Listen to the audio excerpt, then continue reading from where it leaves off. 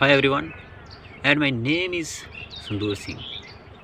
Well, I am a student of the sixth semester, and today I want to present the most important topic of the history, and it's quite important.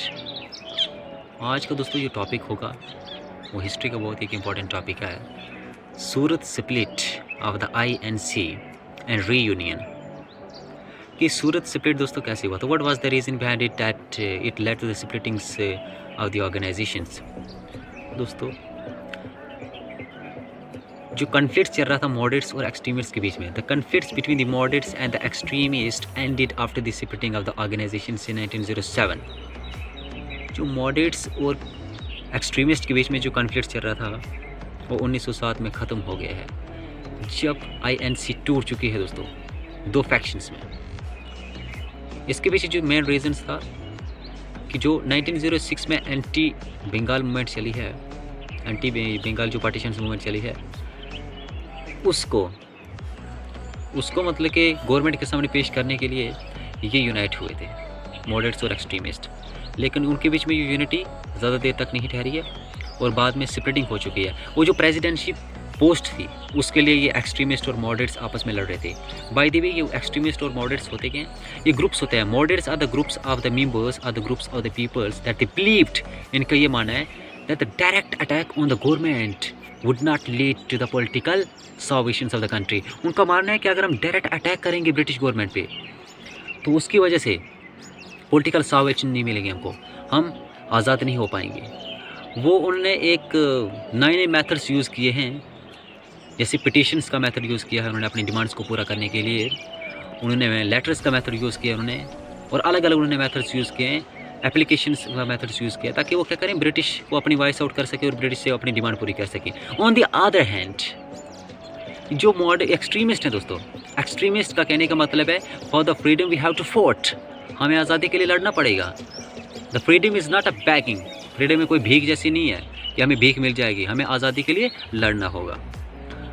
लेकिन दोस्तों moderates का कहने का मतलब ये भी था, मॉडरेट्स ये भी मानते थे, मॉडरेट बिलीव करते थे कि we are just not ready, हम मतलब अभी इतनी भी रेडी नहीं है कि we can run the government, because we don't have the competent leaders that can run the governments. If we get the freedoms then who will be there that is gonna be run the country, that is going to be run the administrations of the country. According to Sir Syed Ahmad Khan, हमारे पास अभी ऐसे competent leaders ही नहीं है, हमारे पास अभी competent national leaders ही नहीं है जो हमारे गवर्नमेंट हमारी कंट्री को चला सकेंगे। अगर हम आज़ादी पर हासिल भी कर लेते हैं, हमारे पास यहाँ पे फ्रेटर्निटी का कंसेप्ट नहीं है, हमारे पास ब्रदरहुड का कंसेप्ट नहीं है, लिबर्टी, इक्वलिटी, सेकुलरिज्म, डेमोक्रेसी, यहाँ तक का कंसेप्ट नहीं है हमारे पास। अगर हम आज़ादी हासिल भी कर लेंगे तो उन्हें चलाने वाला कौन होगा। लेकिन एक्सट्रीमिस्ट दोस्तों मॉडरेट्स के खिलाफ थे, और एक्सट्रीमिस्ट का कहने का मतलब है कि हम ये पिटिशन्स, एप्लीकेशंस, ये लेटर्स ये ब्रिटिशर को कब तक देते रहेंगे। ये Britishers freedom is not a begging, we have to fought for it, we have to snatch the freedoms from the British governments.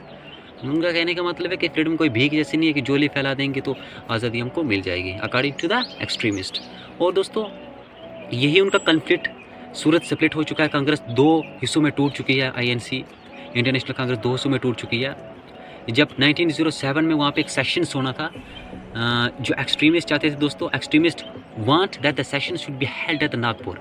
Extremist का कहने का मतलब ये था कि सेशंस जो है वो नागपुर में हेल्ड होना चाहिए, किसके अंडर द प्रेसिडेंटशिप्स ऑफ तिलक या फिर बाल गंगाधर तिलक या फिर लाला लाजपत राय। वो चाहते थे कि लाला लाजपत राय या फिर तिलक के अंडर, प्रेसिडेंटशिप के अंडर एक सेशंस हो कहाँ पे, नागपुर में। लेकिन दोस्तों ऐसा नहीं होता है, और जो मॉडरेट्स हैं, मॉडरेट्स का जो प्रेसिडेंटशिप्स, मॉडरेट्स का जो गोखले वहाँ पे चला रहा था प्रेसिडेंटशिप, उसने क्या किया है, अपनी प्रेसिडेंटशिप्स राश बिहारी घोष के अंडर दी है। और वहाँ पे सेशन जो सूरत में हुआ, आजकल के गुजरात सूरत में ये सेशंस हुआ है, जहाँ पे दोस्तों when the Rash Bihari Ghosh rose to speak, then the Lala Lajpat Rai ran to the presidentship's platform। और उसके बाद क्या हुआ दोस्तों, ये एक डायरेक्ट अटैक हुआ है वहाँ पे लाठीज़ मतलब कि फ्लिंग्स हुई हैं, चीयर फ्लिंग्स हुई हैं, अलग अलग किस्म की वहाँ पे कुर्सी फेंकी गई हैं, वहाँ पे किस्म के कन्फ्लिक्ट्स हो चुका है, और कांग्रेस दो हिस्सों में टूट चुकी है। तो टू फैक्शंस में कांग्रेस टूट चुकी है, moderates and extremist one. Moderates और एक्सट्रीमिस्ट के में दो हिस्सों में कांग्रेस टूट चुकी है। लेकिन दोस्तों इसके टूटने के बाद क्या इफेक्ट पड़े हैं, इरेवलेबिलिटी इफेक्ट्स में रिजल्ट्स, कॉन्सिक्वेंसेस क्या हैं। कॉन्सिक्वेंसेस इसके यह हैं दोस्तों कि जो नेशनल इंटीग्रेशन थी वो वीकन हो चुकी है, कमज़ोर हो चुकी है, और ब्रिटिशर्स को मौका मिल रहा है मुझे मौका मिल गया डिवाइड और रूल का यहाँ पे इस पॉलिसी को अप्लाई करने का, बिकॉज क्योंकि वो मॉडरेट्स की डिमांड्स को अब सुन रही है और एक्सट्रीमिस्ट की डिमांड को नहीं सुन रही है, तो यहाँ पे डिवाइड और रूल पॉलिसी का उनको अप्लाई करने का मौका मिल चुका है।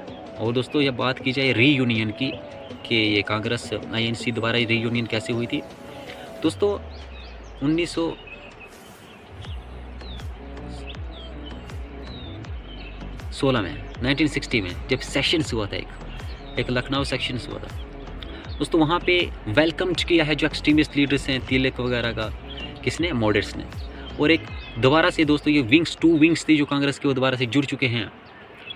और उसके बाद हमको देखने को मिला है कि जो इनिशिएटिव्स, मेन इंपॉर्टेंट इनिशिएटिव्स इन दोनों मॉडरेट्स और एक्सट्रीमिस्ट को जोड़ने के लिए थे, वो अनिया बसंत ने और मोहम्मद अली जिन्ना ने।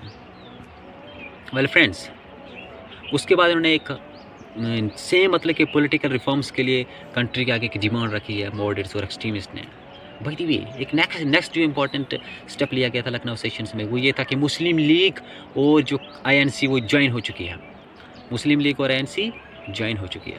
इसके ज्वाइन होने के बाद भी दोस्तों एक इन्होंने एग्रीमेंट साइन किया है, एक अलग अलग इलेक्ट्रोड्स होंगे, अलग अलग वहाँ पे इलेक्ट्रोड्स होंगे, और इस एग्रीमेंट को लखनऊ एग्रीमेंट या लखनऊ पैक्ट का नाम दिया गया है। लेकिन दोस्तों मैं आपको बता दूं कि इस जो लखनऊ पैक्ट वगैरह में इसमें सिर्फ लीडर्स थे, पार्टीज़ के लीडर्स थे, जैसे कि INC के कुछ लीडर्स थे और मुस्लिम लीग के कुछ लीडर थे, जिसके कारण जो मासेस को एक्सक्लूड किया गया है। और बाद में हमको देखने को मिला है कि जो मासेस के बीच में नेशनल एंथुसियाज्म नहीं आया है, और इसके कारण एक एनिमिटी छा चुकी है दोनों पार्टीज़ के बीच में, ऑर्गेनाइजेशंस के बीच में, और ये सूरत स्प्लिट का जो कोई ज़्यादा इफेक्ट्स नहीं पड़ा है इन पे। और उसके बाद एक नया एरा शुरू हो जाता है जिसको गांधी एरा कहा जाता है। जय हिंद, जय भारत। अगर आपको वीडियो अच्छी लगी तो प्लीज़ वीडियो को शेयर कर दीजिएगा और लाइक कीजिएगा। एंड नेक्स्ट वीडियो मुझे किस टॉपिक पर बनानी है प्लीज़ कमेंट।